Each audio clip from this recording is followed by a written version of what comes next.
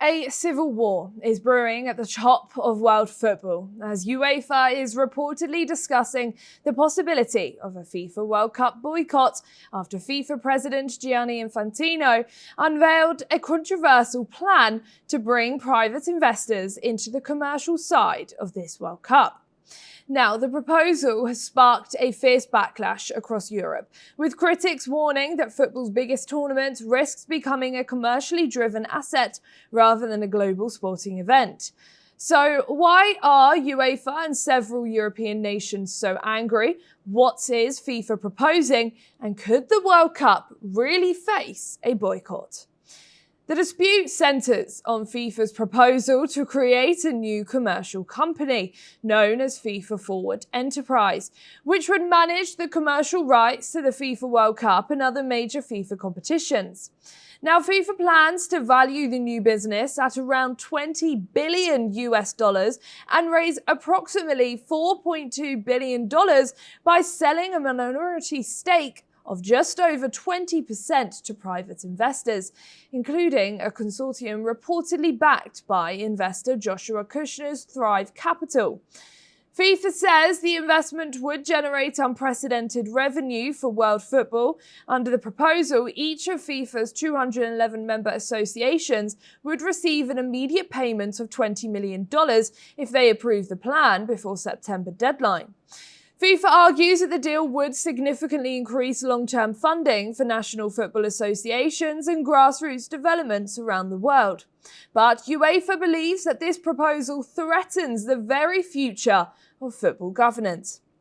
European football's governing body says FIFA pushed the plan forward without meaningful consultation, accusing the organisation of attempting to privatise football's most valuable assets behind closed doors.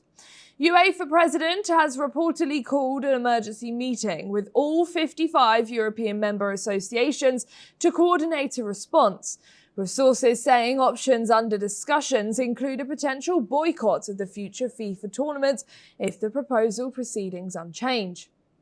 Now, the concerns go far beyond just money.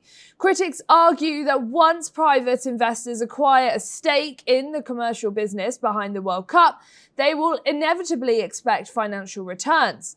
That, they warn, could increase pressure for more matches, more tournaments, expanded calendars, higher ticket prices, and greater commercialization, all potentially at the expense of the players, domestic leagues, and the supporters.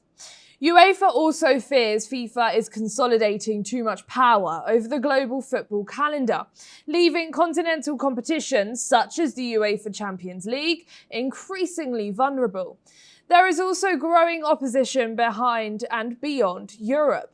Reports indicate that officials within the CONCACAF and the Asian Football Confederation have also expressed concerns about the lack of transparency surrounding the proposal, suggesting resistance is no longer confined to UEFA alone. So, could a boycott really happen? At this stage, no boycott has been announced as UEFA is considering its options and discussions remain ongoing. However, the fact that Europe's governing body is even debating such a move underlines the seriousness of this dispute.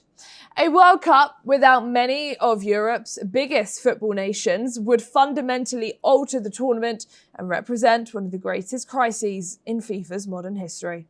For now, the threat of a boycott remains just a threat. But that dispute has exposed a deep divide over who should control the future of world football. With billions of dollars, the commercial rights to the World Cup and the sport's global governance all at stake, the coming weeks could prove to be some of the most consequential in FIFA's history. For NewsX World, I'm Ellie Richardson.